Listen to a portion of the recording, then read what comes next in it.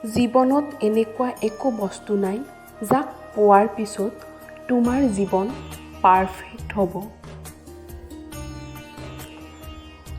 নিজক এনেদৰে গঢ়ি তোলা যাতে মানুহে তোমাক ব্লক কৰাৰ সলনি চাৰ্চ কৰিবলৈ আৰম্ভ কৰে। আমি কাৰোবাৰ বাবে ইমানো আপোন নহয় যিমান আমি নিজেই ভাবি লওঁ।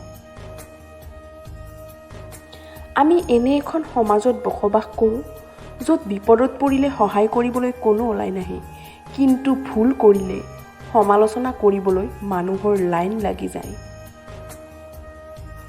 মানুহৰ নিজৰ বুলিবলৈ আছে কি?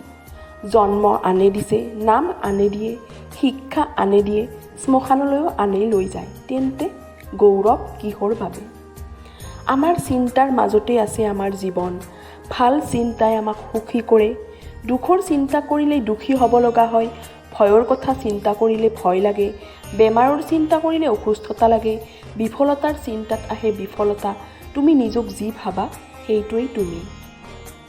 আনৰ সমালোচনা কৰি নিজৰ মন মগজু বেয়া কৰাতকৈ আজৰি সময়খিনিত ভাল কিতাপ এখন পঢ়াৰ অভ্যাস কৰক।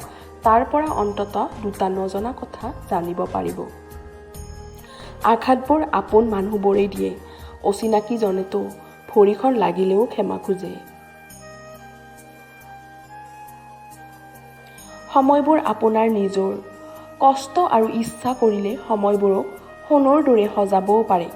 যদি বিচাৰে সময়বোৰক ভুল এজনৰ লগত কটাই নষ্টও কৰিব পাৰে।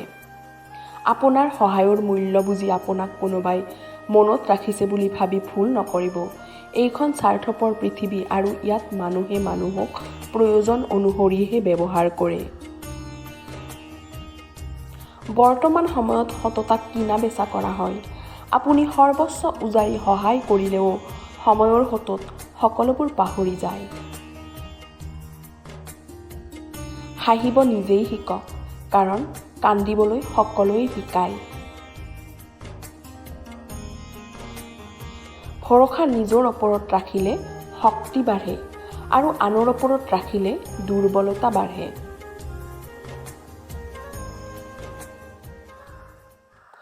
আপোনাৰ দিনটোৰ ৰুটিনখনতেই আপোনাৰ ভৱিষ্যত লুকাই আছে।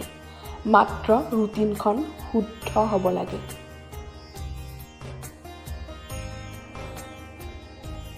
ধন্যবাদ। যদিহে ভিডিঅ'টো ভাল লাগিলে তেনেহ'লে প্লিজ চেনেলটো ছাবস্ক্ৰাইব কৰিব আৰু যদি এনেকুৱা ধৰণৰ ভিডিঅ' লাগে তেনেহ'লে কমেণ্ট কৰিব আৰু ভিডিঅ'টো লাইক কৰিব।